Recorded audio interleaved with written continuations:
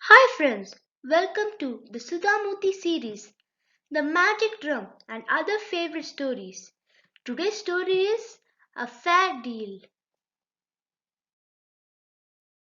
Himakar and Sitapati were two young men living in neighboring villages. Once, a fair was being held nearby and they set off from their homes hoping to do some business there. Himakar filled a sack with some cheap cotton, overlaid it with a layer of fine wool, and slinging the sack over his shoulder, set off for the fair. Sitapati collected wild leaves from some bushes, put a layer of fine beetle leaves on top, and made his way too to the fair. On the way, both stopped to rest under a big tree and got talking. I have the finest wool in these parts in my sack. They have come from the most special sheep, boasted Himakar. I have the best beetle leaves in my sack.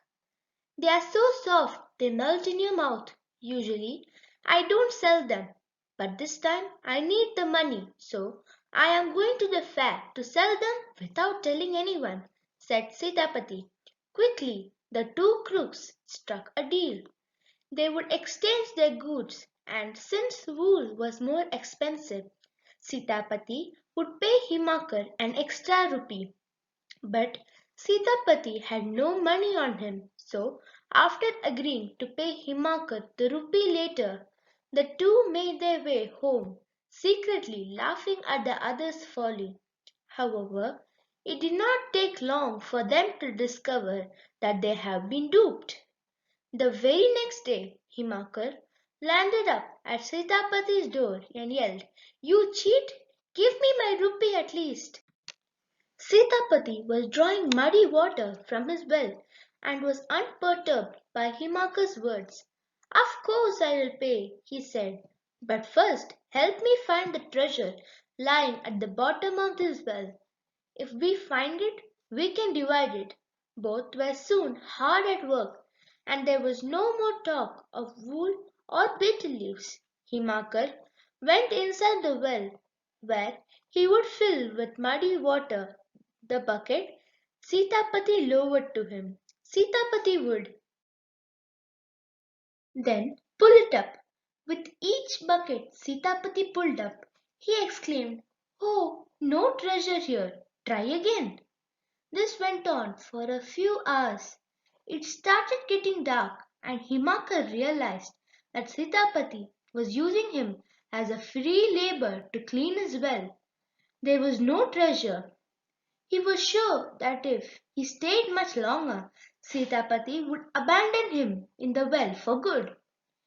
So he gave a loud shout, "Here is the treasure! Watch out, it is heavy." Sitapati was amazed that there really was treasure hidden in the well. He pulled hard. As soon as he pulled up the bucket, he threw away the rope so that Himakar could not come up. But what, or rather who, did he find in the bucket but Himakar covered in mud? They started fighting again. "You tried to cheat me. You are going to leave me in the well."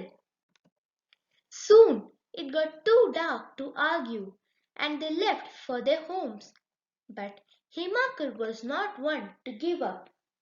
He arrived at Sitapati's house after a few days, demanding for his 1 rupee. Sitapati saw him coming and told his wife, "I will pretend to be dead.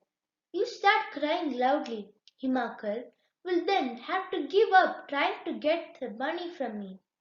But Himakar was clever. As soon as he heard Sitapati's wife wailing, he understood the trick being played on him and rushed out to gather the villagers. "My friend has died," he shouted. "Let's take his body for cremation." Sitapati's wife got scared. "No, no, go away. I will arrange for the cremation myself," she said. But the villagers thought she was too grief-stricken to know what she was saying and carried Sitapati to the cremation ground. There, Himakar told the villagers, "It is getting dark. We cannot burn the body now. You go home and come in the morning. I will watch over him in the night. As soon as the villagers had gone, Himakar said to Sitapati, "Stop pretending now. Get up and give me my money." As they were fighting, a gang of thieves came to divide their loot in leisure at the cremation ground. They saw one person sitting on a pyre and other standing next to him. Both were arguing loudly. Thinking them to be ghosts, the thieves dropped their bag of stolen goods and fled at top speed. The two heard the commotion and saw the bag full of gold and silver ornaments lying on the ground. Quickly they divided it up between themselves.